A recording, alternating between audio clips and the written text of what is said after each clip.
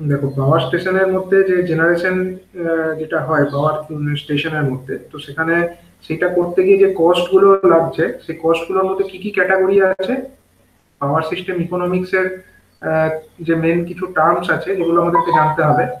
যেরকম হচ্ছে, ফার্স্টলি আমাদেরকে জানতে হবে যে ইন্টারেস্ট। ঠিক আছে, ইন্টারেস্ট এগুলো সব আমি আগে যখন এনার্জি কনজারভেশন এন্ড অডিট পড়িয়েছিলাম সেখানে এগুলো ডিসকাস করা হয়েছে। ঠিক আছে, তো যে কস্ট অফ মানি, মানে যেটা হচ্ছে পাওয়ার স্টেশন যখন ইনস্টল করা হচ্ছে ফার্স্ট টাইম, তখন তো হিউজ ক্যাপিটাল একটা নিতে হচ্ছে, লোন করতে হচ্ছে, তো সেটার জন্য একটা ইন্টারেস্ট কস্ট বিয়ার করতে হয় যারা ইনস্টল করে। আর একটা থাকে ডেপ্রিসিয়েশন, এই টার্মটা মনে রাখতে হবে। ডেপ্রিসিয়েশন মানে হচ্ছে যে কস্ট, মানে যে ইকুইপমেন্ট গুলোকে ইনস্টল করা হচ্ছে পাওয়ার স্টেশনে সেগুলোর ভ্যালুটা বছর বছর কমতে থাকে। ঠিক আছে, তো সেই যে বছর বছর যে হারে ওটার ভ্যালুটা কমে সেটাকে বলা হয় ডেপ্রিসিয়েশন। এবং আরেকটা জিনিস থাকে, মানে এবার এই দুটো টার্ম জানবার পরে আমরা কস্ট অফ ইলেকট্রিক্যাল এনার্জি এই জিনিসটা বুঝতে পারবো। তো কস্ট অফ ইলেকট্রিক্যাল এনার্জি মানে ইলেকট্রিসিটি যে জেনারেশনটা করা হয় জেনারেটিং স্টেশনে, সেখানে কস্টটাকে মেনলি তিনটে ক্যাটাগরিতে ভাগ করা হয়। কি কি থাকে তার মধ্যে? একটা হচ্ছে ফিক্সড কস্ট, একটা হচ্ছে সেমি ফিক্সড কস্ট, আর একটা হচ্ছে রানিং কস্ট। ঠিক আছে, ফিক্সড কস্ট জিনিসটা কি? ফিক্সড কস্ট জিনিসটা হচ্ছে যে কস্টটা তোমার কনস্ট্যান্ট। ঠিক আছে, এটা হচ্ছে কখনো ভ্যারি করবে না, এটা হচ্ছে কনস্ট্যান্ট থাকবে। এবং এটা কিসের উপরে ডিপেন্ড করছে না, এটা হচ্ছে তোমার যে যে পাওয়ার জেনারেশনটা যে কোম্পানি করছে তাদের একটা সেন্ট্রাল অর্গানাইজেশন রান করতে হয়।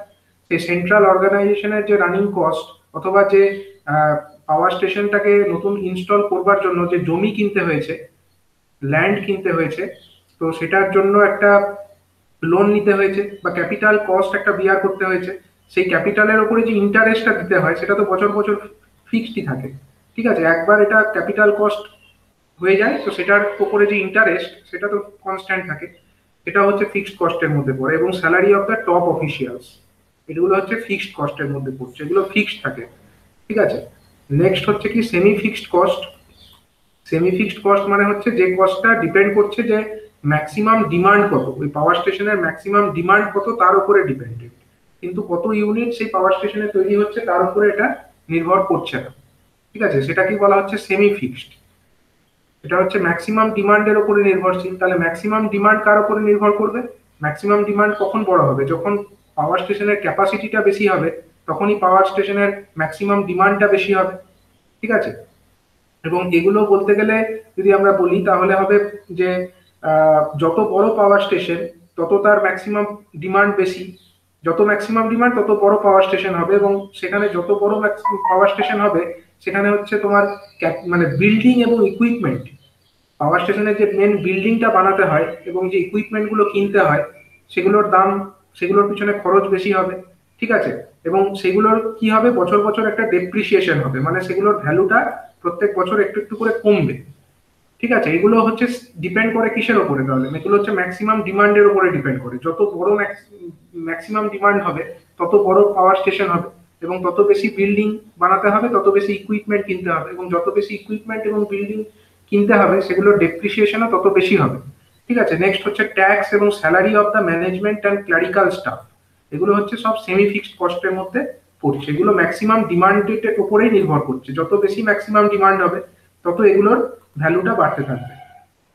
ঠিক আছে, আর হচ্ছে রানিং কস্ট। রানিং কস্ট মানে হচ্ছে এগুলো ডিপেন্ড করছে কত ইউনিট সেখানে জেনারেশন হচ্ছে তার উপরে ডিপেন্ড করে। এবং ইউনিট কত জেনারেশন হচ্ছে তার উপরে কি কি জিনিসের কস্ট নির্ভর করছে না, যত বেশি ইউনিট তৈরি করতে হবে, বিদ্যুৎ যত বেশি ইউনিট বানাতে হবে তত বেশি ফুয়েল লাগবে, জ্বালানি তত বেশি লাগবে, লুব্রিকেশন তত বেশি লাগবে বা লুব্রিকেটিং অয়েল তত বেশি লাগবে, মেইনটেনেন্স কস্ট বেশি হবে, এবং যে অপারেটিং স্টাফ যেগুলো আছে তাদের স্যালারিটাও বেশি হবে। ঠিক আছে, অপারেটিং স্টাফদের স্যালারি বেশি হবে। তো এগুলো হচ্ছে সবকিছু ডিপেন্ড করে কিসের উপরে? যত বেশি ইউনিট সেখানে জেনারেশন হচ্ছে তার উপরে। তো এগুলোকে এই কারণে বলা হচ্ছে রানিং কস্ট। এগুলো সব আগে ডিসকাস করা হয়েছে এনার্জি কনজারভেশন এন্ড অডিটের মধ্যে, এখানেও সেই সেম জিনিসগুলোই আছে। ঠিক আছে, এবং এই যে কস্ট অফ ইলেকট্রিক্যাল এনার্জি এটাকে তিনটে পার্টে ডিভাইড করা হয়েছে। সেই পার্টগুলো কি কি না, three part form. Three part ফর্মে আমরা তিনটে ভাগে ভাঙতে পারি এই কস্ট অফ ইলেকট্রিক্যাল এনার্জিকে। একটা পার্টে আমরা লিখবো কি ফিক্সড কস্ট, একটা পার্টে আমরা লিখবো সেমি ফিক্সড কস্ট, আর একটা পার্টে আমরা লিখবো হচ্ছে রানিং কস্ট।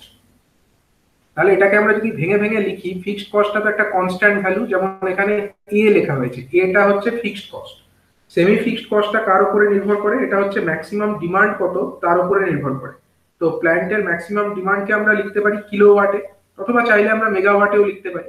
তো এখানে ধরো কিলোওয়াট হিসাবে এটাকে দেখিয়েছে যে বি হচ্ছে একটা কনস্ট্যান্ট, বি গণিত কিলোওয়াট, মানে কত ম্যাক্সিমাম ডিমান্ড তার উপরে কস্টটা নির্ভর করছে। এই যে কস্টটা, এটা ডিপেন্ড করছে কত ম্যাক্সিমাম ডিমান্ড আছে সেই প্ল্যান্টের তার উপরে।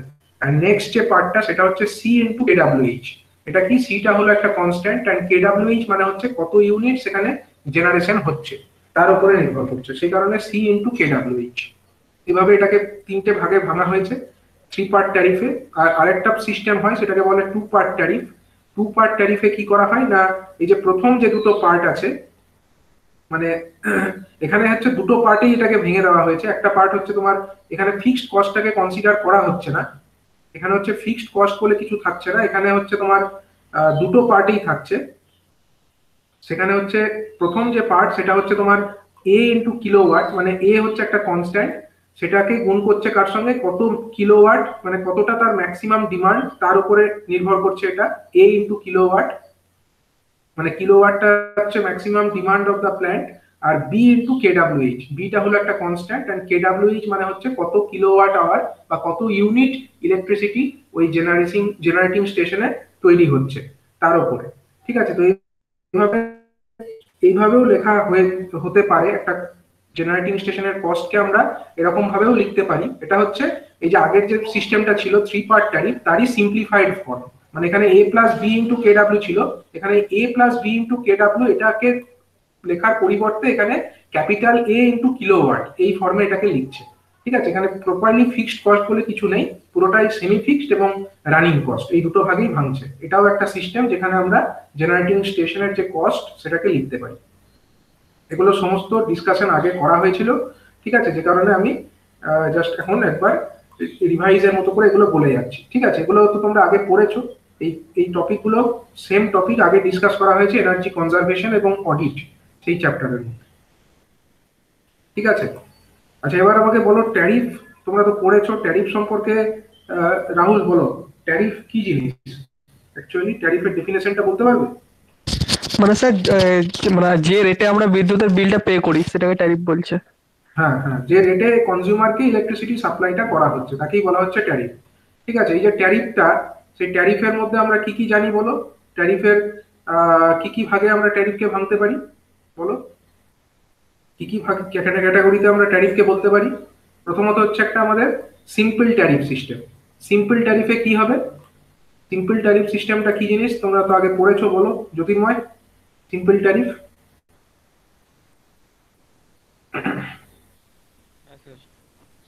বলো,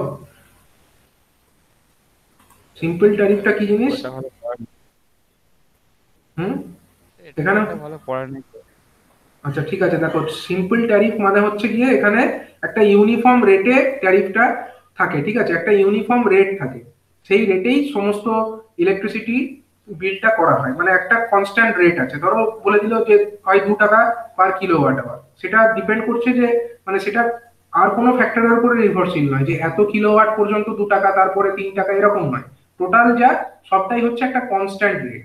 ঠিক আছে? যে কোনো ধরনের লোডই হোক না কেন, সবকিছুর জন্যই একটা কনস্ট্যান্ট রেটে রেটে ট্যারিফটা আদায় করা হচ্ছে। এটাকে বলা হচ্ছে সিম্পল ট্যারিফ সিস্টেম। ঠিক আছে? আর একটা সিস্টেম হয় কি, আর একটা সিস্টেম হয় আমাদের ফ্ল্যাট রেট ট্যারিফ সিস্টেম। এগুলোর ডিসঅ্যাডভান্টেজ গুলো সমস্ত আগের যে নোট তোমাদের দেওয়া আছে সেখানে তোমরা দেখবে, এবং ওগুলো আগে ডিসকাসও করা হয়েছে, যে কারণে আমি বিশদে এখন ডিসকাস করছি না। Flat rate tariff, flat rate ট্যারিফটা কি জিনিস? এখানে হচ্ছে কনজিউমার যারা ইলেকট্রিসিটিটাকে কনজিউম করছে তাদেরকে বিভিন্ন ক্লাসে ভেঙে দেওয়া হচ্ছে, বা বিভিন্ন ক্যাটাগরি অফ লোডের মধ্যে ভেঙে দেওয়া হচ্ছে। ঠিক আছে? যেমন ধরো লাইটিং এর লোড, সাপোজ ধরো মোটরের লোড, হ্যাঁ, এরকম বিভিন্ন ভাগে তাদেরকে ভেঙে দেওয়া হচ্ছে, এবং বিভিন্ন ধরনের লোডের জন্য বিভিন্ন রকম ট্যারিফের রেট ধার্য করা হচ্ছে। যেমন ধরো লাইটের জন্য একরকম ট্যারিফ, মানে 1 কিলোওয়াট লাইটিং লোড চললে তার জন্য একটা কনস্ট্যান্ট রেট নেওয়া হবে। সাপোজ ধরো 2 টাকা যদি লাইটিং লোড চলে তার জন্য। আবার ধরো, হ্যাঁ হ্যাঁ, তো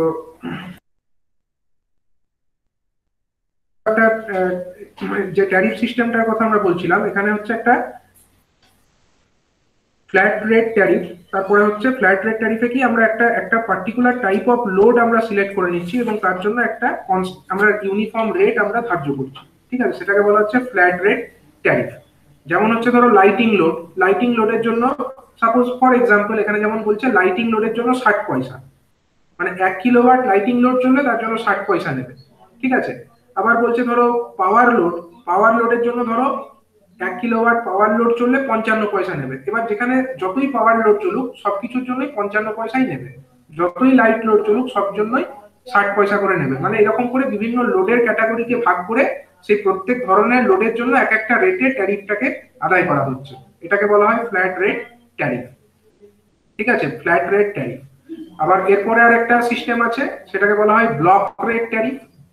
ব্লক রেট ট্যারিফে কি, এখানে হচ্ছে তোমার এনার্জির যে ব্লক, মানে একটা পার্টিকুলার এনার্জি লেভেল পর্যন্ত, মানে একটা পার্টিকুলার কিলোওয়াট আওয়ার পর্যন্ত একটা ব্লক ধরে নেওয়া হয়। যেমন ধরো আমাদের যে WBSETCL এর যে ট্যারিফ সিস্টেম তোমরা দেখেছো, সেখানে এরকম আমরা ট্যারিফের অর্ডারটা যদি দেখি, এটা হচ্ছে ট্যারিফের অর্ডার, ঠিক আছে। ডোমেস্টিক কনজিউমারের ক্ষেত্রে একটা ব্লক রেট ট্যারিফ আমরা দেখব, ঠিক আছে। যেরকম দেখতে পাচ্ছ তোমরা, এটা দেখতে পাচ্ছ একটা WBSETCL এর একটা ট্যারিফ অর্ডার, ঠিক আছে।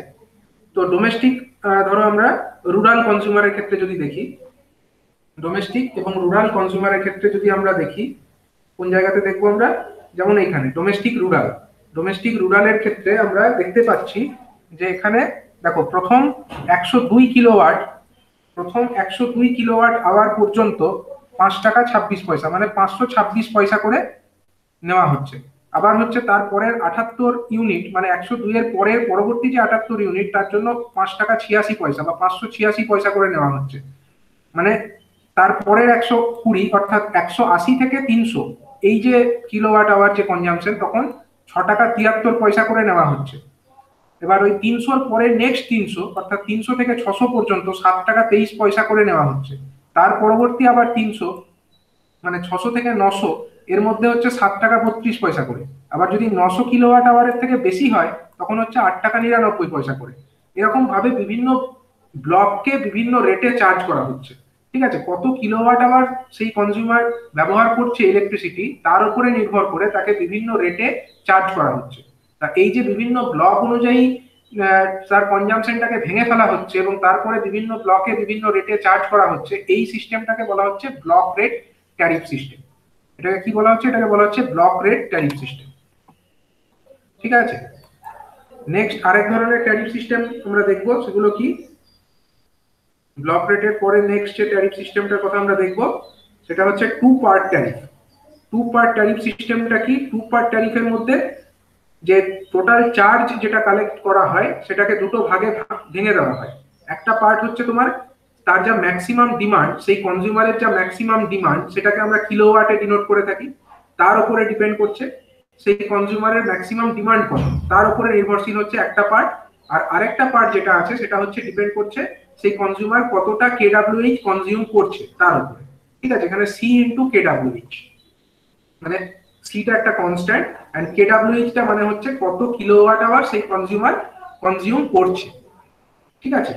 তাহলে এখানে যে টোটাল যে বিলটা আসবে সেটা দুটো জিনিসের উপরে নির্ভর করবে। শুধুমাত্র কত কিলোওয়াট আওয়ার সে ইলেকট্রিসিটি ইউজ করলো তার উপরে এটা নির্ভর করবে না, তার সঙ্গে নির্ভর করবে সে কত কিলোওয়াটে তার ম্যাক্সিমাম ডিমান্ড আছে, তার উপরেও কিন্তু বিলটা নির্ভর করবে। তো এই ধরনের যে ট্যারিফ সিস্টেম সেটাকে বলা হচ্ছে টু পার্ট ট্যারিফ, কারণ এখানে দুটো পার্ট থাকছে। একটা পার্ট হচ্ছে কিলোওয়াটের উপরে নির্ভর করছে অর্থাৎ ম্যাক্সিমাম ডিমান্ডের উপরে নির্ভর করছে, আর একটা পার্ট হচ্ছে কেডব্লিউএইচ অর্থাৎ কনজাম্পশন কতটা হচ্ছে তার উপরে নির্ভর করছে, ঠিক আছে। এটাকে বলা হচ্ছে টু পার্ট ট্যারিফ। নেক্সট হচ্ছে maximum demand tariff. Maximum demand ট্যারিফে কি করা হয়, ম্যাক্সিমাম ডিমান্ড ট্যারিফে এখানে ইলেকট্রিসিটির যে কনজিউমার তারা অ্যাকচুয়ালি কোনো একটা বিলিং পিরিয়ডের মধ্যে, অর্থাৎ তার একবার বিল দেওয়া থেকে পরবর্তী যে বিল দিচ্ছে এইটুকু সময়কালের মধ্যে তার ম্যাক্সিমাম ডিমান্ড কত হয়েছে, মানে সে ম্যাক্সিমাম কতটা তার লোডের ডিমান্ড হয়েছিল কোনো একটা পার্টিকুলার সময়ে, সেইটাকে মেজার করা হচ্ছে। তাহলে সেই ম্যাক্সিমাম ডিমান্ডটাকে মেজার করবার জন্য মিটারের ব্যবস্থা রাখতে হচ্ছে বা আলাদা মিটার বসাতে হচ্ছে, যার মাধ্যমে ম্যাক্সিমাম কতটা ডিমান্ড সেই কনজিউমারের কোনো একটা পার্টিকুলার বিলিং পিরিয়ডের মধ্যে হয়েছে সেটাকে মেজার করা হচ্ছে, এবং তার উপরে ভিত্তি করে তার কাছ থেকে ইলেকট্রিসিটির যে বিল সেটা কালেক্ট করা হচ্ছে। যেহেতু এখানে ম্যাক্সিমাম ডিমান্ডটাকে আলাদা করে মেজার করা হচ্ছে, তার জন্য এই ট্যারিফ সিস্টেমের নাম হচ্ছে ম্যাক্সিমাম ডিমান্ড ট্যারিফ। ঠিক আছে, এটা হচ্ছে ম্যাক্সিমাম ডিমান্ড ট্যারিফ। আরেক ধরনের ট্যারিফ আছে যেটাকে বলা হয় power factor tariff. Power factor ট্যারিফটা কি জিনিস? এখানে হচ্ছে যে কনজিউমার তার পাওয়ার ফ্যাক্টর কি রকম ছিল সেই পাওয়ার ফ্যাক্টরের উপরে নির্ভর করে তার উপরে বিল, তার কাছ থেকে বিল কালেক্ট করা হচ্ছে। এবার এই যে পাওয়ার ফ্যাক্টর ট্যারিফ, তার মধ্যে আবার কয়েকটা ভাগ আছে, যেমন হচ্ছে KVA maximum demand tariff, KVA maximum demand tariff. ঠিক আছে, তো কেভিএ জিনিসটা কি? কেভিএ মানে আমরা জানি হচ্ছে, আমরা যদি একটা যদি আমরা পাওয়ার ট্রায়াঙ্গেল ড্র করি, পাওয়ার ট্রায়াঙ্গেল আমাদের এরকম তিনটে সাইড থাকে আমরা জানি। সরি, পাওয়ার ট্রায়াঙ্গেলের মধ্যে আমাদের তিনটে সাইড থাকে, তিনটে সাইড এরকম থাকে। আমার ঠিক ট্রায়াঙ্গেলটা আঁকা হলো না। তো এখানে দেখো তিনটে সাইড কি কি। একটা সাইড হচ্ছে আমাদের কেডব্লিউ, এই লম্বটা কি হয়? এটা হয় কেভিএআর, এটা হয় কেভিএআর। আর আরেকটা জিনিস হয় আমাদের, এটা কি হয়? এটা হয় কেভিএ, তাই তো? এটা হচ্ছে আমাদের পাওয়ার অ্যাঙ্গেল, পাওয়ার ট্রায়াঙ্গেল। তার মধ্যে এই যে ট্রায়াঙ্গেলের এই যে কোণটা, এটাকে আমরা বলছি থিটা। এই থিটা অ্যাঙ্গেলটাকে আমরা বলি পাওয়ার ফ্যাক্টর অ্যাঙ্গেল। ঠিক আছে, এখন cos থিটাটাকে আমরা বলি পাওয়ার ফ্যাক্টর। আমরা জানি cos থিটা সমান হচ্ছে পাওয়ার ফ্যাক্টর। তাহলে cos থিটা সমান এখানে কত? এই যে ত্রিভুজ, এখান থেকে cos থিটা সমান আমরা কত দেখতে পাচ্ছি? cos থিটা বা পাওয়ার ফ্যাক্টর সমান আমরা দেখতে পাচ্ছি, এটা হলো আমাদের ভূমি বাই অতিভুজ, মানে কিলোওয়াট ডিভাইডেড বাই হচ্ছে কেভিএ। ঠিক আছে, কিলোওয়াট ডিভাইডেড বাই হচ্ছে কেভিএ, এটাকে আমরা বলবো cos থিটা বা পাওয়ার ফ্যাক্টর। তার মানে কেভিএ যেটা হবে সেটা আমার কত হচ্ছে? কেভিএ জিনিসটা কত হচ্ছে? কেভিএ ইজ ইকুয়াল টু হয়ে যাচ্ছে kilowatt divided by cos theta, kilowatt divided by cos theta, মানে kilowatt divided by power factor. ঠিক আছে, এটাকে আমরা বলছি কেভিএ। এখন যে রেটে ইলেকট্রিসিটি যে বিলটা কালেক্ট করা হচ্ছে কনজিউমারের কাছ থেকে, সেটা ডিপেন্ড করছে কেভিএ এর উপরে। সেটা কিন্তু কেভিএ এর উপরে ডিপেন্ড করছে, মানে আমরা কেভিএটাকে চার্জ করছি এই সিস্টেমে। যদি কেভিএটাকে চার্জ করি তাহলে কি হবে? সেই কনজিউমারের যদি কিলোওয়াটটা কমও হয়, তার যদি পাওয়ার ফ্যাক্টর পুয়ার হয়, পাওয়ার ফ্যাক্টর পুয়ার মানে ধরো অনেক কম আছে, আইডিয়ালি এটা 1 থাকা উচিত, কিন্তু ধরো অনেক কম আছে, ধরো 0.8 এর থেকেও কম আছে, সেক্ষেত্রে কি হবে? কেভিএটা বেশি হয়ে যাবে, এবং যত কেভিএ বেশি হবে তাকে তত বেশি বিল দিতে হবে। তাহলে যদি পাওয়ার ফ্যাক্টর কারোর খারাপ হয়, মানে একের থেকে অনেক কম হয়, সেক্ষেত্রে তার কেভিএটা বেশি হয়ে যাবে। অন্যদিকে যদি cos থিটা বা পাওয়ার ফ্যাক্টরের ভ্যালুটা যদি একের কাছাকাছি হয়, তার কেভিএটা কম হবে, তখন তাকে কম বিল পে করতে হবে। ঠিক আছে, তাহলে কেভিএ এর উপরে ডিপেন্ড করে তার কাছ থেকে বিল কালেক্ট করা হচ্ছে। এই ধরনের যে বিলিং সিস্টেম, এটাকে আমরা বলতে পারি, এই ধরনের যে ট্যারিফ সিস্টেম, সেটাকে আমরা বলতে পারি কেভিএ ম্যাক্সিমাম ডিমান্ড ট্যারিফ। ঠিক আছে, এটাকে বলা হচ্ছে কেভিএ ম্যাক্সিমাম ডিমান্ড ট্যারিফ। আরেকটা সিস্টেম হতে পারে, সেটাকে বলা হচ্ছে স্লাইডিং স্কেল ট্যারিফ। ঠিক আছে, স্লাইডিং স্কেল ট্যারিফটা কি জিনিস? এখানে হচ্ছে একটা অ্যাভারেজ একটা পাওয়ার ফ্যাক্টর ধরে নেওয়া যায় 0.8 পাওয়ার ফ্যাক্টর, এটাকে রেফারেন্স ধরে নিলাম। ঠিক আছে, এবার বলছে যে পাওয়ার ফ্যাক্টরটা যদি 0.8 যেটা রেফারেন্স, তার থেকে যদি কম থাকে, মানে 0.8 এর থেকে যদি পাওয়ার ফ্যাক্টরের ভ্যালু ছোট হয়, সেক্ষেত্রে পাওয়ার ফ্যাক্টর পুয়ার আছে বলতে হবে। সেক্ষেত্রে কি হওয়া উচিত? তার কাছ থেকে আরো অ্যাডিশনাল চার্জ নিতে হবে, সেই কনজিউমারকে আরো অ্যাডিশনাল চার্জ তার জন্য পে করতে হবে। ঠিক আছে, অন্যদিকে যদি পাওয়ার ফ্যাক্টরের ভ্যালু যদি রেফারেন্সের থেকে বেশি হয়, মানে ধরো এখানে রেফারেন্সটা কত? 0.8 এর থেকে যদি বেশি হয়, সেক্ষেত্রে কনজিউমারকে কিছুটা ডিসকাউন্ট দেওয়া হবে। এই ধরনের যে ট্যারিফ সিস্টেম, এটাকে আমরা বলি হচ্ছে স্লাইডিং স্কেল ট্যারিফ। ঠিক আছে, স্লাইডিং স্কেল ট্যারিফ। আর একটা সিস্টেম হতে পারে কিলোওয়াট এন্ড কেভিএআর ট্যারিফ। এই সিস্টেমটাই কি করা হচ্ছে? এখানে হচ্ছে কিলোওয়াটের জন্য একটা চার্জ নেওয়া হচ্ছে, কত কিলোওয়াট সেই কনজিউমার ব্যবহার করেছে তার উপরে একটা চার্জ নেওয়া হচ্ছে, এবং কতটা সেই রিঅ্যাক্টিভ পাওয়ার কনজিউম করেছে তার উপরে আলাদা করে চার্জ নেওয়া হচ্ছে। মানে ত্রিভুজটা যদি তোমরা দেখো, এইদিকে কিলোওয়াট আছে, যত বেশি তার লোড হবে তত বেশি কিলোওয়াট হবে, তত বেশি এই চার্জটা হবে।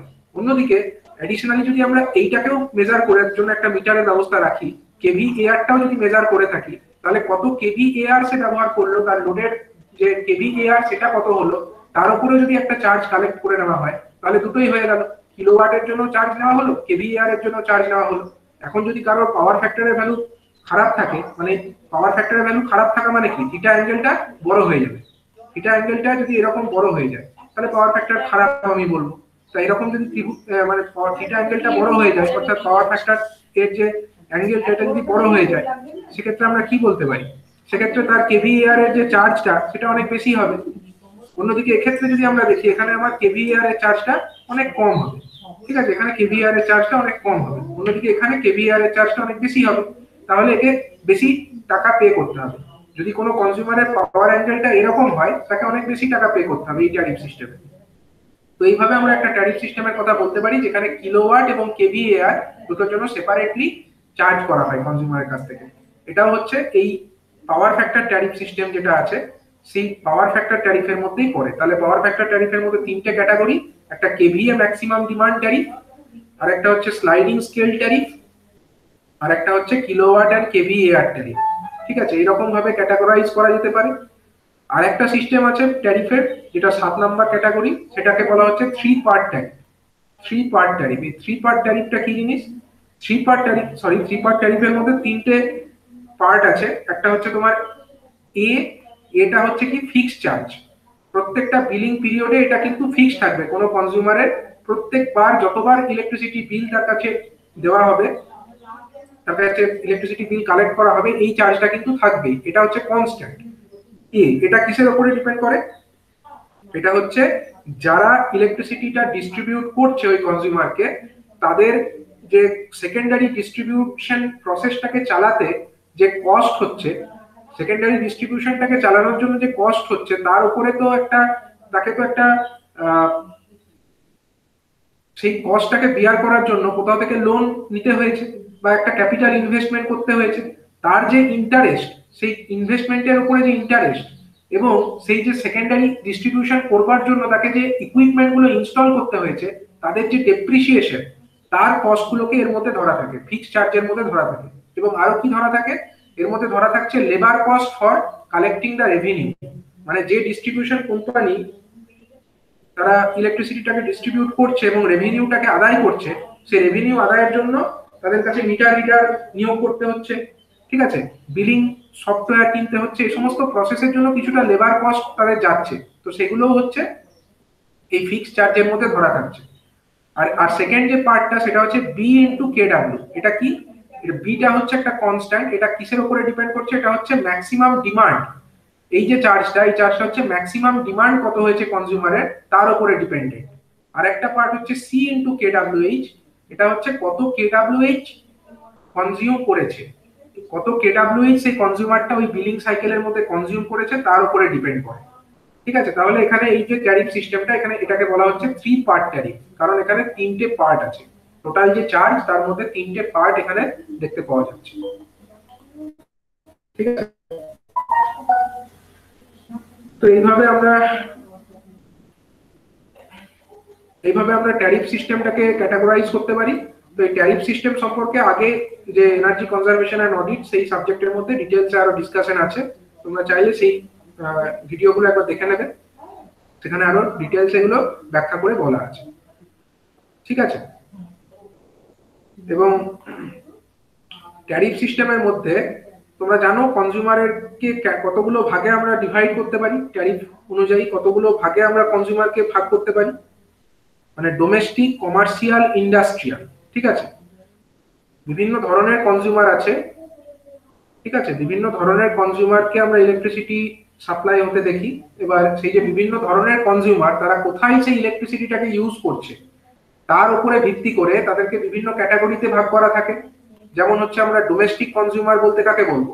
যারা ঘরের মধ্যে ইলেকট্রিসিটি কনজিউম করছে, যেমন প্রত্যেকের বাড়িতে যে ইলেকট্রিসিটি কনজিউম হচ্ছে, সেগুলো হচ্ছে ডোমেস্টিক কনজিউমার। ঠিক আছে, তোমরা যদি WBSEDCL এর যে ট্যারিফ সিস্টেম, সেটা একবার দেখো, সেখানে কিন্তু বিভিন্ন ধরনের কনজিউমারের জন্য বিভিন্ন রকমের ট্যারিফ সিস্টেমের কথা বলা হয়েছে। যেমন এখানে ডোমেস্টিক কনজিউমার যেগুলো দেখবে ডোমেস্টিক লেখা আছে, ডোমেস্টিক রুরাল, মানে কি, এগুলো হচ্ছে গ্রামীণ এলাকায় যে ডোমেস্টিক কনজিউমার, তাদের জন্য এক ধরনের ট্যারিফ সিস্টেম আছে। তাদেরকে কি হিসাবে ট্যারিফ আদায় করা হয় তাদের কাছ থেকে?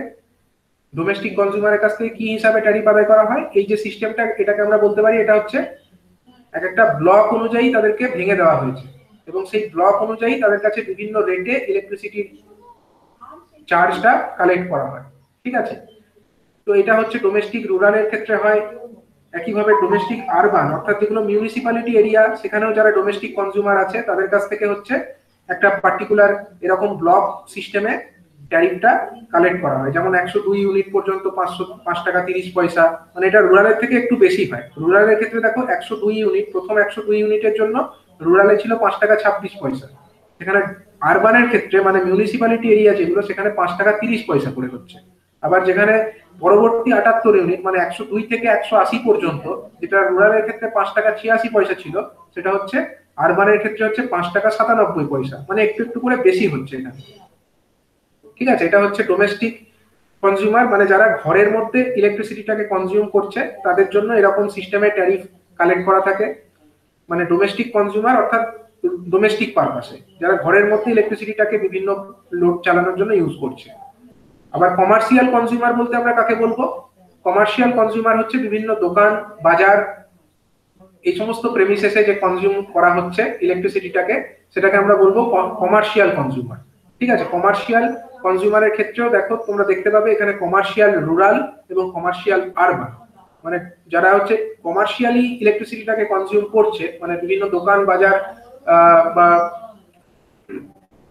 এই সমস্ত পারপাসে যারা ইলেকট্রিসিটিটাকে ব্যবহার করছে, শোরুম, এই সমস্ত জায়গাতেও একটা পার্টিকুলার রেটে তাদের কাছ থেকে ইলেকট্রিসিটি বিল আদায় করা হয়, এবং তার জন্য ট্যারিফ সিস্টেম আছে। যেমন এই যে কমার্শিয়াল রুরাল বা গ্রামীণ এলাকায় যে কমার্শিয়াল প্রেমিসেস গুলো আছে, সেখানে প্রথম 180 ইউনিটের জন্য 6 টাকা 17 পয়সা, নেক্সট 120 ইউনিট মানে 180 থেকে 300 পর্যন্ত 7 টাকা 37 পয়সা, নেক্সট 150 অর্থাৎ 300 থেকে 450 পর্যন্ত 8 টাকা 2 পয়সা করে, নেক্সট 450 অর্থাৎ হচ্ছে কি 450 থেকে 900 এর মধ্যে হচ্ছে 8 টাকা 45 পয়সা করে।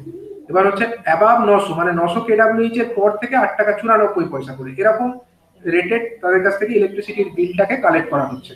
এগুলো হচ্ছে কমার্শিয়াল কনজিউমার। কমার্শিয়াল কনজিউমার বলতে আমরা কাদেরকে বুঝছি না, যারা বিভিন্ন কমার্শিয়াল অ্যাক্টিভিটিস যেমন হচ্ছে দোকান, শোরুম, এই সমস্ত পারপাসে যারা ইলেকট্রিসিটি কানেকশন নিচ্ছে তাদেরকে আমরা বলবো কমার্শিয়াল প্রেমিসেস। ঠিক আছে, আর হচ্ছে ইন্ডাস্ট্রিয়াল। ইন্ডাস্ট্রিয়ালের জন্য হচ্ছে বিভিন্ন ধরনের ট্যারিফ সিস্টেম আছে। ইন্ডাস্ট্রিয়াল কনজিউমার যারা আছে তাদের জন্য বিভিন্ন ধরনের ট্যারিফ সিস্টেম আছে, যেমন তোমরা দেখতে পাচ্ছ ইন্ডাস্ট্রিয়াল রুরাল। ঠিক আছে, ইন্ডাস্ট্রি মানে হচ্ছে কি রুরাল এরিয়াতে যে সমস্ত ইন্ডাস্ট্রি গুলো আছে, ইন্ডাস্ট্রি বলতে হতে পারে ধরো একটা কারোর যেখানে আটা ভাঙানো হচ্ছে মেশিনের মাধ্যমে, ঠিক মানে আটা তৈরি হচ্ছে, যেখানে গম ভাঙিয়ে আটা তৈরি হচ্ছে, সেখানে সেটা একটা ইন্ডাস্ট্রিয়াল কনজিউমার। রুরাল এরিয়াতেও হতে পারে, আরবান এরিয়াতেও এগুলো থাকতে পারে। ঠিক আছে, এই সমস্ত যে কনজিউমার, বা ধরো কোনো জায়গায় ওয়েল্ডিং এর কাজ হচ্ছে, এই সমস্ত কনজিউমার যারা বিভিন্ন ইন্ডাস্ট্রিয়াল অ্যাক্টিভিটি করছে, ঠিক আছে, বিভিন্ন ইন্ডাস্ট্রিয়াল অ্যাক্টিভিটি করছে কোনো জায়গাতে, তাদেরকে কানেকশন দেওয়ার জন্য হচ্ছে ইন্ডাস্ট্রিয়াল কানেকশন দেওয়া হয়ে থাকে। এবং এই ইন্ডাস্ট্রিয়াল কানেকশন যেটা দেওয়া হয় তাদের জন্য দেখো বিভিন্ন ধরনের ট্যারিফ সিস্টেম এখানে আছে, যেরকম হচ্ছে first 500 unit domestic industrial rural যদি আমরা দেখি, সেখানে প্রথম 500 ইউনিটের জন্য 6 টাকা 4 পয়সা করে, নেক্সট 1500 মানে 500 থেকে 2000 পর্যন্ত 7 টাকা 24 পয়সা করে, এবং অ্যাবাভ 2000 অর্থাৎ 2000 এর কেডব্লিউএইচ এর পর থেকে 7 টাকা 49 পয়সা করে তাদের কাছ থেকে ইলেকট্রিসিটি বিল কনজিউম করা হচ্ছে। ঠিক আছে, এর সঙ্গে আরো অ্যাড হবে কি ফিক্সড চার্জটা অ্যাড হবে বা ডিমান্ড চার্জটা অ্যাড হবে, সেটার রেট কত 50। ঠিক আছে, 50 টাকা পার কেভিএ পার মান্থ। ঠিক আছে, কারো যদি 1 কেভিএ কানেকশন হয় তাহলে তাকে 50 টাকা পার কেভিএ পার মান্থ দিতে হবে। ঠিক আছে, কারো যদি ধরো 10 কেভিএ হয় তাহলে তাকে 500 টাকা দিতে হবে পার মান্থ, এই ফিক্সড চার্জ হিসাবে বা ডিমান্ড চার্জ হিসাবে। এবার কেউ যদি চাই তারা এরকম ব্লক রেট হিসাবেও দিতে পারে, অথবা চাইলে তারা টিওডি সিস্টেমেও পে করতে পারে। টিওডি সিস্টেমটা কি জিনিস? টিওডি মানে হচ্ছে টাইম অফ দ্য ডে। ঠিক আছে, সেটা দিনের কোন সময়ে তারা ইলেকট্রিসিটি কনজিউম করছে সেই অনুযায়ী তাদের রেটটা ডিসাইডেড হবে। তখন কিন্তু এই ব্লকের হিসাবটা আর হবে না, তখন হচ্ছে দিনের সময় অনুযায়ী সেই ক্যাটাগরিক্যালি সেটাকে ভাগ করে দেওয়া হবে। যেমন সকাল 6টা থেকে বিকাল 5টা এই সময়টাকে বলা হচ্ছে নর্মাল, নর্মাল টাইম বা নর্মাল আওয়ার্স, এই নর্মাল আওয়ার্সে যতই সেই ইলেকট্রিসিটি কনজিউম করুক তার রেট কত হবে, 6 টাকা 63 পয়সা করে। আবার ধরো বিকাল 5টা থেকে রাত্রি 11টা, এই সময়টা হচ্ছে পিক আওয়ার্স, পিক আওয়ার্স এর জন্য কত টাকা করে নেওয়া হবে, 7 টাকা 98 পয়সা করে পার ইউনিটের জন্য নেওয়া হবে। আবার রাত্রি 11টা থেকে সকাল 6টা, এই সময়টাকে বলা হচ্ছে off peak hours, off peak আওয়ার্সে কত নেওয়া হবে, 4 টাকা 95 পয়সা করে পার কেডব্লিউএইচ নেওয়া হবে। এইভাবে মানে কোনো কনজিউমার যারা হচ্ছে ইন্ডাস্ট্রি চালাচ্ছে তারা চাইলে তারা এই ব্লক রেট ট্যারিফ সিস্টেমেও থাকতে পারে, অথবা চাইলে তারা এই সিস্টেমে অর্থাৎ টিওডি বা time of the day tariff সিস্টেমেও কানেকশন নিতে পারে। সেটা কোন পদ্ধতিতে তারা কানেকশন নেবে সেটা তাদেরকে জানাতে হবে। ঠিক আছে, তো এইরকম ভাবে বিভিন্ন ক্যাটাগরিক্যালি বিভিন্ন কনজিউমারের জন্য অর্থাৎ ডোমেস্টিক, কমার্শিয়াল, ইন্ডাস্ট্রিয়াল বিভিন্ন কনজিউমারের জন্য বিভিন্ন ধরনের ট্যারিফ সিস্টেমের কথা বলা হয়েছে।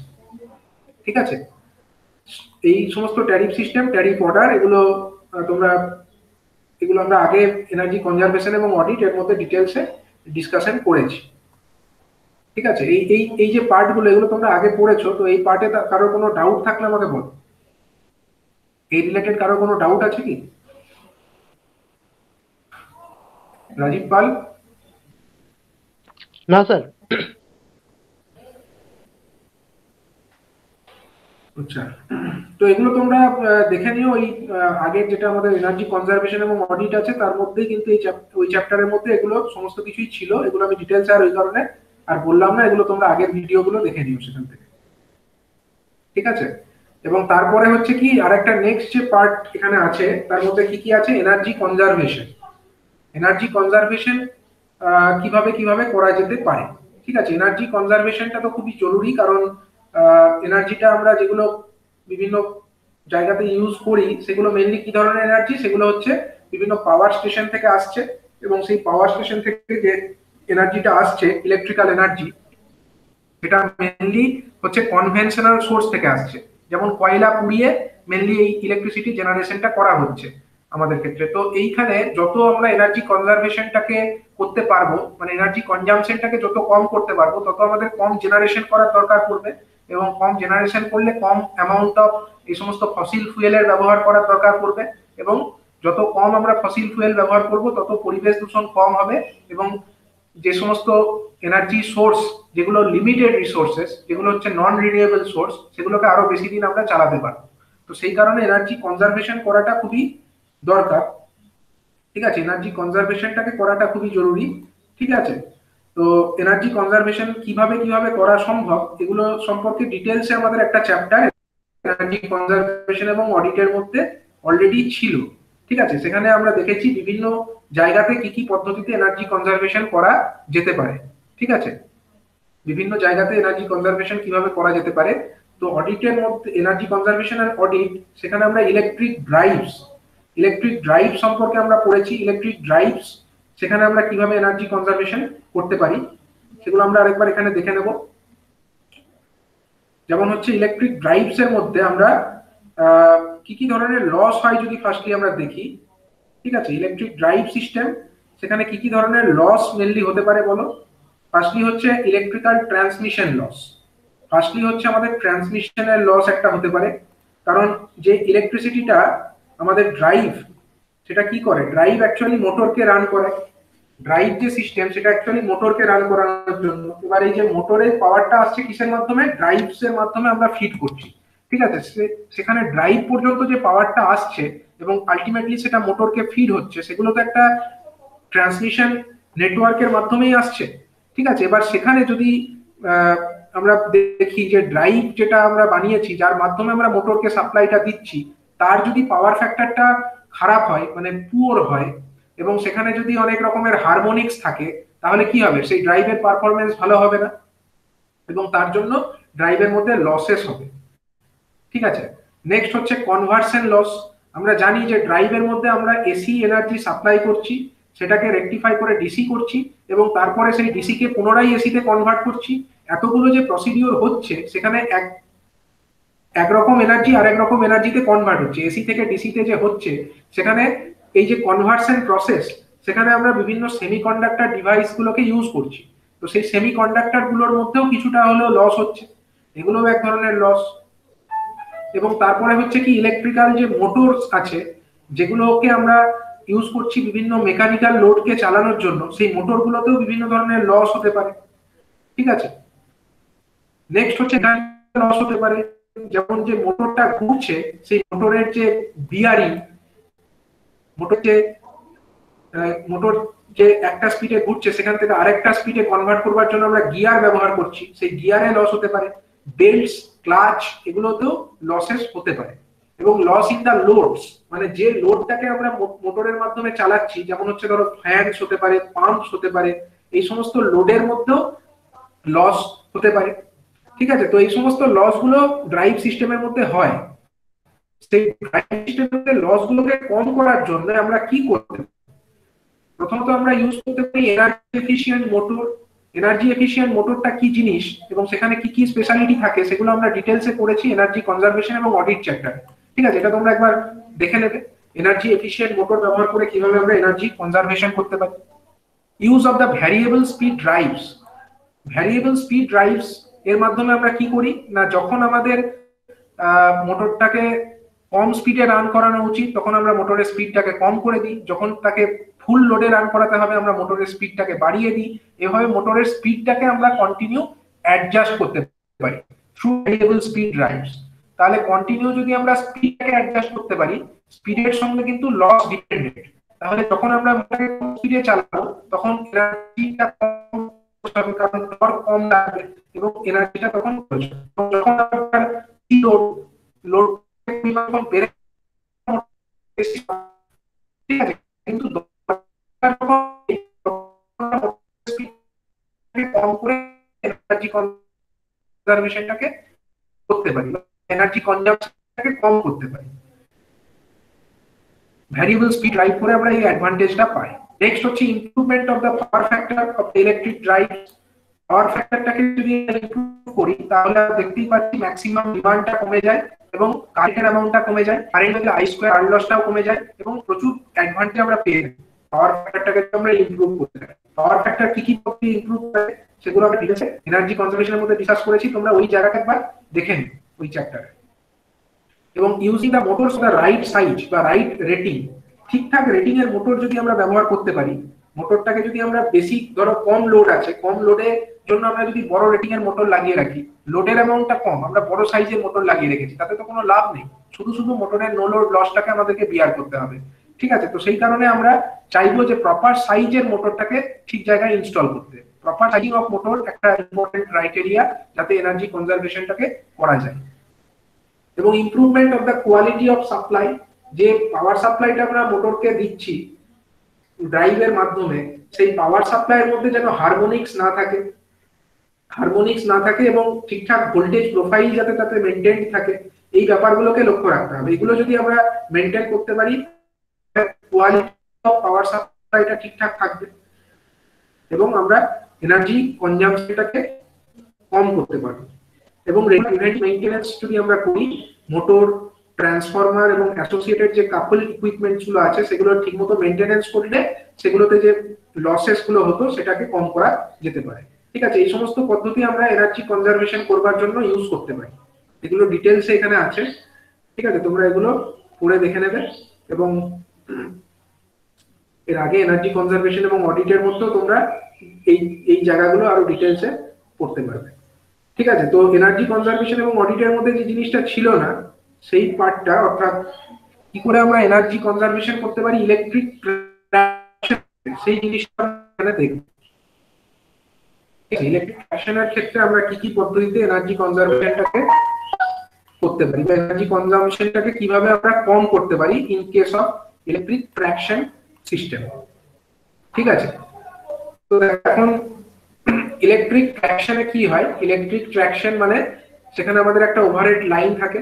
ইলেকট্রিক ট্রাকশন মানে ওভারহেড একটা লাইন, ওভারহেড লাইন থেকে আমরা পেন্টোগ্রাফের মাধ্যমে ট্রেনের মধ্যে আমরা ইলেকট্রিসিটিটাকে প্রবেশ করাই এবং ইলেকট্রিসিটি যেটা প্রবেশ করছে সেই 25 কেভি, ধরো এটা আমাদের ইন্ডিয়াতে 25 কেভি নেটওয়ার্ক ইউজ করা হচ্ছে, সেই 25 কেভি ইলেকট্রিসিটিটাকে এরা কি করছে, ভেতরে ট্রান্সফরমারের মাধ্যমে এটাকে স্টেপ ডাউন করছে, ট্রান্সফরমার থেকে তারপরে আবার কি করছে, ট্রান্সফরমার থেকে স্টেপ ডাউন করে তারপরে সেটাকে আবার আমাদের ড্রাইভস এর মাধ্যমে ফিড করে দিচ্ছে কোথায়, না মোটরকে ফিড করে দিচ্ছে। ঠিক আছে, এই যে বিভিন্ন প্রসেস গুলো হচ্ছে ভেতরে, প্রথমত এটা ট্রান্সফরমারে যাচ্ছে, স্টেপ ডাউন হচ্ছে, ড্রাইভসে যাচ্ছে, ড্রাইভস থেকে আমাদের মোটরসে যাচ্ছে। এবার আগে যে বেশিরভাগ যে ট্র্যাকশন মোটরস ইউজ করা হতো, সেই সমস্ত ট্র্যাকশন মোটরস গুলো বেশিরভাগই কি হতো, সেগুলো হতো আমাদের ডিসি সিরিজ মোটর। ঠিক আছে, ডিসি সিরিজ মোটর হতো। ঠিক আছে, এবার এই ডিসি সিরিজ মোটরের ক্ষেত্রে করতে গেলে আমাদেরকে কি করতে হতো, ডিসি সিরিজ মোটরে পাওয়ার সাপ্লাই করবার জন্য আমাদেরকে এখানে ইউজ করতে হতো রেকটিফায়ার। ঠিক আছে, এবার ওই ট্রান্সফরমার থেকে যে পাওয়ারটা আসতো এসি পাওয়ার, সেটাকে আমাদেরকে ডিসি তে কনভার্ট করতে হতো। ঠিক আছে, তো এইটা করতে গিয়ে অনেকটা লস হয়ে যেত, এবং ডিসি মোটর সেখানে ব্যবহার করার থেকে এখনকার দিনে যে আমাদের থ্রি ফেজ ইন্ডাকশন মোটর, সেটাকে ইউজ যদি আমরা করি, সেক্ষেত্রে কিন্তু আমাদের এফিসিয়েন্সি আরো অনেক বেটার হয়। ঠিক আছে, আমরা এনার্জি কনজাম্পশনটাকে অনেক কম করতে পারি যদি আমরা ডিসি সিরিজ মোটরের পরিবর্তে থ্রি ফেজ ইন্ডাকশন মোটর সেখানে ইউজ করি। ঠিক আছে, three phase induction motor use করি এবং তার সঙ্গে অ্যাসোসিয়েটেড যদি ভ্যারিয়েবল স্পিড ড্রাইভ ইউজ করি, ভ্যারিয়েবল স্পিড ড্রাইভ ইউজ করে আমরা যদি একটা থ্রি ফেজ ইন্ডাকশন মোটরকে ইউজ করি ফর ট্র্যাকশন পারপাস, তাহলে অনেক পরিমাণে এনার্জি কনজাম্পশনটাকে কম করা সম্ভব। ঠিক আছে, তো এটা একটা পদ্ধতি যেটা এখন বেশিরভাগ লোকোমোটিভসেই আমরা দেখতে পাই। এখন কিন্তু আর বর্তমানে যে লোকোমোটিভস গুলো তৈরি হচ্ছে, সেখানে কিন্তু থ্রি ফেজ ইন্ডাকশন মোটরই ইউজ করা হচ্ছে, সেখানে কিন্তু আর আমাদের ডিসি সিরিজ মোটর ইউজ করা হচ্ছে না। ঠিক আছে, তো এইটা হচ্ছে এক নম্বর পদ্ধতি, যেখানে আমরা থ্রি ফেজ ড্রাইভ ব্যবহার করছি for electric locomotives for traction purpose. Traction পারপাসে যে ইলেকট্রিক লোকোমোটিভস গুলো আছে, তাদেরকে আমরা থ্রি ফেজ ড্রাইভস এর মাধ্যমে পাওয়ার সাপ্লাই করছি। ঠিক আছে, আর কি করতে পারি আমরা, সেখানে আমরা শান্ট ক্যাপাসিটর ইউজ করতে পারি। ট্র্যাকশনের যে সাবস্টেশনস গুলো আছে, মানে ট্র্যাকশনের যে পাওয়ারটা, এই যে ট্র্যাকশনের জন্য যে লাইনের মাধ্যমে আসছে, এগুলো আসে কোথা থেকে, কোন একটা সাবস্টেশন থেকে আসে। সাবস্টেশন থেকে আসে তাকে আমরা বলি ট্র্যাকশন সাবস্টেশন। আর এই ট্র্যাকশন সাবস্টেশনের মধ্যে আমরা ইউজ করব কি, পাওয়ার ফ্যাক্টরটাকে আমরা যত ভালো রাখবো, তত কি হবে, লাইনের কারেন্ট কম যাবে, লাইনের মধ্যে লস কম হবে। যত পাওয়ার ফ্যাক্টর ভালো রাখবো, ততই লাইনের মধ্যে কম কারেন্ট যাবে। তো পাওয়ার ফ্যাক্টর ভালো রাখবার জন্য আমরা ট্র্যাকশন সাবস্টেশনে ইউজ করব কি, ইউজ করব শান্ট ক্যাপাসিটর ইউজ করব।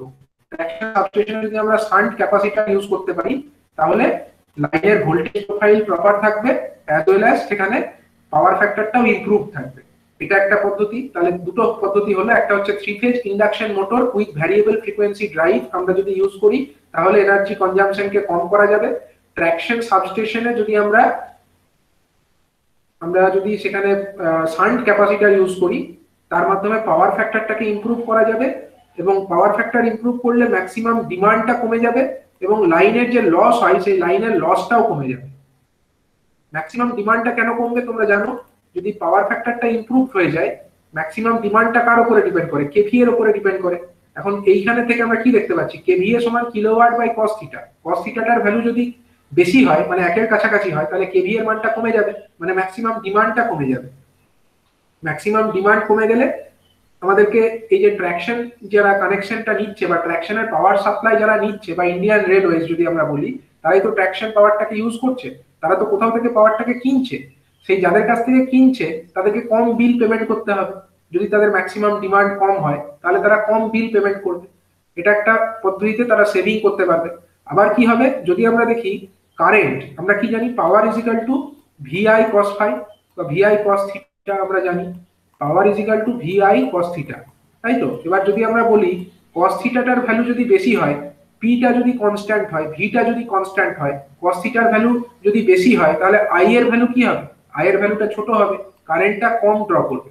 কারেন্ট যদি কম ড্র করে, কম কারেন্ট এই লাইন দিয়ে যাবে, সেম লোডকে রান করাবে, অথচ কম কারেন্ট এইখান দিয়ে যাবে, এই যে লাইনগুলো সেখান দিয়ে কম কারেন্ট যাবে। যদি কম কারেন্ট যায়, তাহলে এই লাইনের মধ্যে কম আই স্কোয়ার আর লস হবে, তার মাধ্যমে একটা এনার্জি সেভিং করা যাবে। ঠিক আছে, নেক্সট হচ্ছে কি না, stand by traction transformer should be kept de energized to save no load losses. ট্রেনের মধ্যে যে ট্রান্সফরমার গুলো আছে, ঠিক আছে, ট্রেনের ভেতরেও তো ট্রান্সফরমার থাকে, ইঞ্জিনের, ট্রেনের যে ইঞ্জিনের যে কম্পার্টমেন্ট সেখানে কিন্তু একটা ট্রান্সফরমার থাকে, কারণ 25 কেভিএ যেটা আসে সেটাকে কিন্তু স্টেপ ডাউন হয়। ঠিক আছে, তো সেখানে ট্রান্সফরমার ইউজ সেই যখন আমার ট্র্যাকশন পাওয়ারটা লাগছে না, অনেক সময় এরকম হয় ট্র্যাকশন পাওয়ারটা আমাদের ট্রেন যখন আমাদের ধীরে আমরা যখন ট্রেনকে স্পিডটাকে কম করি, ট্রেনের স্পিডটাকে যখন কম হতে দেখি, ট্রেনের যদি লোকোমোটিভের যে আমাদের ভোল্টেজ নয়, স্পিড ভার্সাস টাইম যে ক্যারেক্টারিস্টিক্স, স্পিড টাইম ক্যারেক্টারিস্টিক্স বা speed time curve of A train movement, সেটা যদি আমরা দেখি সেখানে আমাদের কি কি ভাগগুলো থাকে বলো। প্রথমত থাকে হচ্ছে আমাদের অ্যাক্সিলারেশন পিরিয়ড, তারপরে হচ্ছে আমাদের স্পিড কার্ভ রানিং, তারপরে হচ্ছে আমাদের ফ্রি রানিং, তারপরে হচ্ছে কোস্টিং এবং তারপরে হচ্ছে ব্রেকিং। তো এর মধ্যে কিছু কিছু জায়গা থাকে যেমন হচ্ছে কোস্টিং, সেখানে তো আর আমাদের ইলেকট্রিক পাওয়ার সাপ্লাইটা লাগছে না, আমাদের ট্রেনকে এনার্জি সাপ্লাই যদি আমরা নাও করি তাহলেও কিন্তু আস্তে আস্তে ট্রেনটার স্পিডটা কমবে।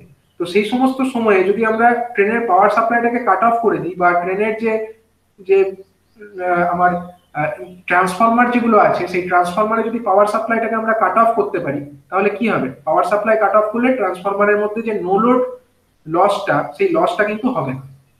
যখন দরকার নেই তখন যদি আমরা ট্রেনের যে ভেতরে যে ট্রান্সফরমার গুলো আছে ট্র্যাকশন পারপাসের জন্য, সেই ট্রান্সফরমার গুলোতে পাওয়ার সাপ্লাইটাকে বন্ধ রাখতে পারি, তাহলে কিন্তু সেই ট্রান্সফরমারের মধ্যে নো লোড লসটা আর হবে না।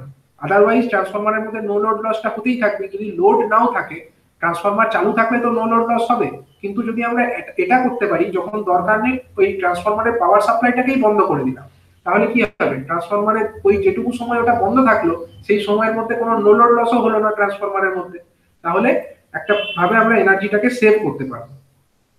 ঠিক আছে, এবং নেক্সট হচ্ছে ডিমান্ড মনিটরিং ইকুইপমেন্ট, যেখানে আমাদের দরকার আমরা ডিমান্ড কত হচ্ছে বা ট্রেনের কোন পারপাসে কতটা পরিমাণে ইলেকট্রিসিটি কনজাম্পশন হচ্ছে সেটাকে প্রপারলি মনিটর করবার জন্য আমরা ডিমান্ডটাকে মনিটর করতে হবে। ম্যাক্সিমাম ডিমান্ড কত হচ্ছে সেটাকে ঠিকমতো করে জানবার জন্য আমাদের ডিমান্ডটাকে প্রপারলি মনিটর করা জরুরি। তো সেই কারণে ডিমান্ড মনিটরিং ইকুইপমেন্ট গুলো যেন ঠিকঠাক ভাবে ইনস্টল করা থাকে এবং সেগুলো যেন ঠিকঠাক ওয়ার্কিং অর্ডারে থাকে, এগুলো লক্ষ্য রাখতে হবে। নেক্সট হচ্ছে যারা ট্র্যাকশন পাওয়ারটাকে কন্ট্রোল করছে, ঠিক আছে, তাদেরকে একটা কোঅর্ডিনেশন মেনে চলতে হবে যাতে একটা নির্দিষ্ট সময়ে অনেকগুলো ট্রেন একসঙ্গে স্টার্ট না নেয়। মানে সাইমালটেনিয়াসলি যদি অনেকগুলো ট্রেন একসঙ্গে স্টার্ট নেয়, আমরা জানি যে যখনই ট্র্যাকশন মোটর স্টার্ট হয় বা যে কোনো মোটর ইনিশিয়ালি যখন স্টার্ট হয় তখন তারা একটু বেশি কারেন্ট ড্র করে, এবং ইনিশিয়ালি তারা একটু বেশি কারেন্ট ড্র করে। এবার একসঙ্গে যদি অনেকগুলো ট্রেন একসঙ্গে স্টার্ট হয়, সাইমালটেনিয়াসলি যদি স্টার্ট হয়, তাহলে কি হবে, তাহলে একটা পার্টিকুলার ইনস্ট্যান্টে যে ম্যাক্সিমাম যে কারেন্ট সেটার ডিমান্ডটা অনেক বেড়ে যাবে, ম্যাক্সিমাম পাওয়ারের ডিমান্ড সেটা অনেকটা বেড়ে যাবে। তার জন্য টোটাল যে ট্র্যাকশন পাওয়ার সাপ্লাই তার ম্যাক্সিমাম ডিমান্ডটা বেড়ে যাবে, সেইটা যাতে অ্যাভয়েড করা যায় সেটা লক্ষ্য রাখতে হবে। তার জন্য ট্রেনের যারা মানে কন্ট্রোলার যারা আছে, পাওয়ার কন্ট্রোলার যারা আছে, তারা এটাকে লক্ষ্য রাখবে যাতে একসঙ্গে সব ট্রেনগুলো বা অনেকগুলো ট্রেন একসঙ্গে যেন স্টার্টটা না নেয়। ঠিক আছে, এবং তারপরে বলছে যে যেখানে যেখানে সম্ভব সেখানে অক্সিলারি ট্রান্সফরমার যেগুলো আছে সেগুলোকে যেন 25 কেভি সাপ্লাই থেকে আইসোলেটেড রাখা যায়, যাতে করে ট্রান্সফরমারের মধ্যে নো লোড লসটা না হয়, এটা লক্ষ্য রাখতে হবে। যখন কোন অক্সিলারি পাওয়ারের দরকার নেই তখনও যদি আমরা অক্সিলারি পাওয়ার সাপ্লাইকারী যে ট্রান্সফরমার সেগুলোকে চালু রাখি, তাহলে তো ট্রান্সফরমারের মধ্যে নো লোড লস হবে। সেই নো লোড লসটাকে অ্যাভয়েড করবার জন্য যখন পাওয়ার সাপ্লাইয়ের দরকার নেই অক্সিলারি পাওয়ার সাপ্লাই, তখন আমরা ট্রান্সফরমার গুলোকে কাট অফ করে দিতে পারি যাতে নো লোড লসটাকে অ্যাভয়েড করা যায়। এটা একটা পদ্ধতি যার মাধ্যমে আমরা এনার্জি কনজাম্পশনটাকে কম করতে পারি। নেক্সট হচ্ছে কি ensuring good electrical contact to attain low resistance of the conductor joints and PG clamp through periodic inspection and maintenance. ঠিক আছে, যখনই আমরা ওভারহেড একটা লাইন দেখবো, ওভারহেড ধরো এটা একটা লাইন, এই লাইনের সঙ্গে ধরো একটা জায়গায় গিয়ে তারটা তো শেষ হবে, তার সঙ্গে যদি আমরা আরেকটা তারকে জয়েন করতে চাই, আমরা একটা তারের সঙ্গে আরেকটা তারকে জয়েন করবার জন্য আমরা ইউজ করে থাকি এক ধরনের ক্ল্যাম্প। ঠিক আছে, এখানে আমরা এক ধরনের ক্ল্যাম্প ইউজ করি, সেই ক্ল্যাম্পটাকে বলা হয় প্যারালাল গ্রুপ ক্ল্যাম্প বা পিজি ক্ল্যাম্প। ঠিক আছে, একে বলা হয় পিজি ক্ল্যাম্প। তো এই যে পিজি ক্ল্যাম্প গুলো ব্যবহার করার মাধ্যমে আমরা একটা কন্ডাক্টরের সঙ্গে আরেকটা কন্ডাক্টরকে যোগ করব। তোমরা একটু দেখে নিতে পারো।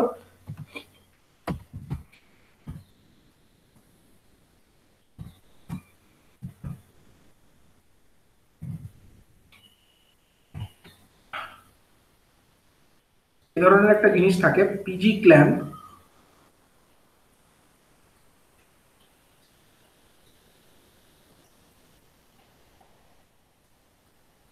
এখানে দেখো, এই ছবিটাতে যদি আমরা দেখি, এই ছবিটা, পিজি ক্ল্যাম্প গুলো অ্যাকচুয়ালি এরকম দেখতে, ঠিক আছে, এরকম দেখতে পিজি ক্ল্যাম্প হয়। তো পিজি ক্ল্যাম্পের মধ্যে যদি আমরা দেখি এই ছবিটাতে বড় করে, এই ছবির মধ্যে তোমরা দেখতে পাচ্ছ এই যে জায়গাটা, এই জায়গাতে দেখো দুটো কন্ডাক্টর যোগ হয়েছে, এখান থেকে একটা বেরিয়ে এসছে, আবার এইদিকে গেছে। এই যে জয়েন্টের জায়গাগুলো, এই জায়গাগুলোতে যদি ঠিকঠাক মতো কানেকশন না হয়, তাহলে এখানটায় একটা লস হবে। এখানে লুজ কন্ট্যাক্ট হলে এখানে লস হতে থাকবে, এবং সেই লসটা আনডিজাইরেবল। তার জন্য যাতে প্রপারলি কন্ট্যাক্ট থাকে, তার জন্য আমরা ইউজ করবো এখানে পিজি ক্ল্যাম্প, প্যারালাল গ্রুভ ক্ল্যাম্প, যার মাধ্যমে আমাদেরকে দেখতে হবে এবং এটাকে পিরিয়ডিক, মানে এই প্রপারলি যেন কন্ট্যাক্টটা মেনটেন থাকে, এবং এগুলোকে পিরিয়ডিক্যালি ইন্সপেক্ট করতে হবে। ঠিক আছে, পিরিয়ডিক্যালি এই ব্যাপারগুলোকে ইন্সপেক্ট করতে হবে। ট্রেনের যে ট্র্যাকশনের যে ওভারহেড লাইন, সেগুলোতেও এরকম পিজি ক্ল্যাম্প ইউজ করা থাকলে সেগুলোকে পিরিয়ডিক্যালি মেনটেন করা করতে হবে, পিরিয়ডিক্যালি ইন্সপেকশন এবং মেনটেনেন্সটা করতে হবে। ঠিক আছে, এবং আর তার সঙ্গে আর কাকে মেনটেন করতে হবে না, connections to the buried rail for return current are prone to corrosion. মানে ট্রেনের মধ্যে যে পাওয়ার সাপ্লাইটা আসে, ট্রেনের মধ্যে যে পাওয়ার সাপ্লাইটা আসছে ওভারহেড লাইন থেকে পেন্টোগ্রাফের মাধ্যমে ট্রেনের ভেতরে পাওয়ারটা ঢুকলো, ট্রেনের ভেতরে মোটরটা রান হলো, এবং তারপরে যে পাওয়ারটা সেটা ব্যাক করে কোথা দিয়ে, ট্রেনের যে হুইলস গুলো আছে সেই হুইল গুলো থাকে কার উপরে, ট্রেনের ট্র্যাকের উপরে। তাহলে পাওয়ারটা অ্যাকচুয়ালি এখান থেকে এসে, পাওয়ারটা এখান দিয়ে পেন্টোগ্রাফের মাধ্যমে ঢুকে ট্রেনের ভেতরে যে ইকুইপমেন্ট সেটাকে রান করায়, তারপরে সেই লোডটাকে রান করানোর পরে কারেন্টটা কিন্তু এদিক থেকে হুইলের মাধ্যমে ট্র্যাক হয়ে ব্যাক করে। ঠিক আছে, এবং সেটাকে ব্যাক করানোর জন্য মাঝে মাঝে কি ইউজ করা হয়, বুস্টার ট্রান্সফরমারও ইউজ করা হয়। এই যে লাইনগুলো, এখানে কিন্তু ট্রান্সফরমার থাকে, সেই ট্রান্সফরমার গুলোকে বলা হয় বুস্টার ট্রান্সফরমার। ঠিক আছে, এবং দেখতে হয় যে এই যে লাইন দিয়ে যেটা ব্যাক করে যাচ্ছে, পাওয়ারটা যেটা এখান দিয়ে ব্যাক করে যাচ্ছে, সেগুলো কার মাধ্যমে ব্যাক করছে, ট্র্যাকের মাধ্যমে ব্যাক করছে বা রেলের মাধ্যমে ব্যাক করছে। এবার এই যে ব্যাক করার যে পাথটা, এগুলো হচ্ছে খুবই ক্ষয়প্রবণ বা করোশনের টেন্ডেন্সি থাকে এগুলো। তো এগুলোকে রেগুলারলি মেনটেনেন্স করতে হবে। ঠিক আছে, এই যে যার মাধ্যমে লাইন কারেন্টটা ব্যাক হয়ে আবার ফেরত আসছে, সেগুলো করোশনের সম্ভাবনা থাকে, যে কারণে এগুলোকে ঠিকমতো করে মেনটেনেন্স করতে হবে, এবং তাদের মানে মাঝে মধ্যে তার রেজিস্ট্যান্স চেক করতে হবে, দেখতে হবে যেন রেজিস্ট্যান্সের ভ্যালু বেড়ে না যায়, এবং ঠিকমতো করে ইলেকট্রিক্যাল কানেকশন যেন সেখানে বজায় থাকে। যদি এগুলো থাকে তাহলে আমাদের এই যে ব্যাক হওয়ার যে রাস্তা, কারেন্টটা যেদিক দিয়ে ব্যাক হচ্ছে, সেই রাস্তাতে খুব একটা লস হবে না, এবং এর মাধ্যমে আমরা ট্র্যাকশনের পারপাসে যে পাওয়ার রিকোয়ারমেন্টটা হচ্ছে, সেই পাওয়ার রিকোয়ারমেন্টটাকে কম করতে পারবো, বা পাওয়ারের যে এনার্জি কনজাম্পশন সেটাকে আমরা কম করতে পারবো। ঠিক আছে, তো এই ব্যাপারগুলো লক্ষ্য রাখতে হবে। ট্র্যাকশনের মধ্যে এনার্জি কনজাম্পশনটাকে কম করবার জন্য আমরা এই সমস্ত পদ্ধতিগুলো অবলম্বন করতে পারি। তাহলে আমি আরেকবার যদি সামারাইজ করি টোটালটাকে, আমরা বলতে পারি প্রথমত আমরা 3 ফেজ ইন্ডাকশন মোটর ইউজ করব, এবং সেখানে ভ্যারিয়েবল ফ্রিকোয়েন্সি ড্রাইভ ব্যবহার করব। তারপরে হচ্ছে ট্র্যাকশন সাবস্টেশন যেখানে আছে, সেখানে আমরা ইউজ করব হচ্ছে শান্ট ক্যাপাসিটর, যাতে পাওয়ার ফ্যাক্টরটা ইমপ্রুভ হয়, ম্যাক্সিমাম পাওয়ারের ডিমান্ডটা কমে যায়, এবং কারেন্ট যেটা কন্ডাক্টরের মধ্যে দিয়ে ফ্লো হচ্ছে সেই কারেন্টের ভ্যালুটা কমে যায়। নেক্সট আমরা বলবো যে ট্র্যাকশন পারপাসে যে ট্রান্সফরমার গুলো ইউজ হচ্ছে, যখন পাওয়ার দরকার নেই সেই সময় যেন আমরা ট্রান্সফরমার গুলোকে অফ রাখতে পারি, বা ট্রান্সফরমারের পাওয়ার সাপ্লাই গুলোকে কাট অফ করতে পারি, যাতে ট্রান্সফরমার গুলোর মধ্যে নো লোড যে লসটা সেটা যেন না হয়। এবং ট্রেনের মধ্যে যে সমস্ত জায়গাতে অক্সিলারি পাওয়ার রিকোয়ারমেন্ট হচ্ছে, অক্সিলারি পাওয়ার যেমন হচ্ছে ট্রেনের মধ্যে যে লাইট ফ্যান এগুলো চলছে, এগুলোর পারপাসেও তো একটা ট্রান্সফরমার থাকে, অক্সিলারি ট্রান্সফরমার থাকে। সেই অক্সিলারি ট্রান্সফরমার গুলোও কিন্তু আমরা যখন পাওয়ার দরকার নেই সেই সময় কিন্তু পাওয়ার সাপ্লাইটাকে বন্ধ রাখতে পারি, অক্সিলারি পাওয়ার সাপ্লাই যে ট্রান্সফরমার সেখানেও পাওয়ার সাপ্লাইটাকে বন্ধ রাখতে পারি, যাতে ট্রান্সফরমার গুলো অফ থাকে। এবং অফ থাকলে তার মধ্যে নো লোড লসটা হবে না। নেক্সট হচ্ছে যেখানে আমরা সম্ভব সেখানে পাওয়ার কোথায় কতটা ইউজ হচ্ছে সেটা প্রপারলি মনিটর করবার জন্য আমরা ইউজ করব আমাদের পাওয়ার ম্যাক্সিমাম ডিমান্ড একটা মনিটর ইকুইপমেন্ট আমরা ইউজ করব। কোথায় অ্যাকচুয়ালি কতটা পাওয়ারের দরকার হচ্ছে সেগুলোকে ঠিকমতো করে মনিটর যেন করা যায় সেই ব্যবস্থা আমাদেরকে করতে হবে। ঠিক আছে, নেক্সট হচ্ছে যেখানে আমাদের প্যারালাল মানে যেখানে যেখানে এরকম ওভারহেড কন্ডাক্টরস আছে যেখানে তাদের মধ্যে জয়েন্টিং হচ্ছে সেই সমস্ত জায়গাতে আমরা এরকম প্যারালাল গ্রুভ ক্ল্যাম্প আমরা ইউজ করব বা পিজি ক্ল্যাম্প ইউজ করব, এবং যাতে পিজি ক্ল্যাম্প গুলো ঠিকঠাক মতো ওয়ার্কিং কন্ডিশনে থাকে এবং তারা যেন ঠিকঠাক ইলেকট্রিক্যাল কন্ডাক্টিভিটি পায় সেগুলোকে দেখতে হবে, পিরিয়ডিক্যালি ইন্সপেক্ট করতে হবে। এবং তাছাড়া হচ্ছে যে কারেন্টটা যে রাস্তা দিয়ে ব্যাক করে যায় অর্থাৎ রিটার্ন কন্ডাক্টর যেগুলো থাকে সেই রিটার্ন কন্ডাক্টর গুলো খুবই হচ্ছে করোশন প্রোন, তার মধ্যে ক্ষয়ের সম্ভাবনা খুব বেশি থাকে। তাই মাঝে মধ্যেই সেগুলোকে ইন্সপেকশন করতে হবে যাতে ঠিক মতো করে সেখানে ইলেকট্রিক্যাল কন্ডাক্টিভিটি বা বজায় থাকে, ইলেকট্রিক্যাল কন্ডাক্টিভিটিটা বজায় থাকে এবং তার রেজিস্ট্যান্স যেন খুব একটা বেশি না থাকে। যাতে ইলেকট্রিক্যাল কন্ডাক্টিভিটি যত বেটার থাকবে তত কি হবে এই রাস্তা দিয়ে কারেন্ট ফ্লো হলে লসটা কম হবে। ঠিক আছে, লস কম হলে আমাদের ট্র্যাকশন পারপাসে পাওয়ারের রিকোয়ারমেন্ট কম হবে এবং এনার্জি কনজাম্পশনটা কম হবে।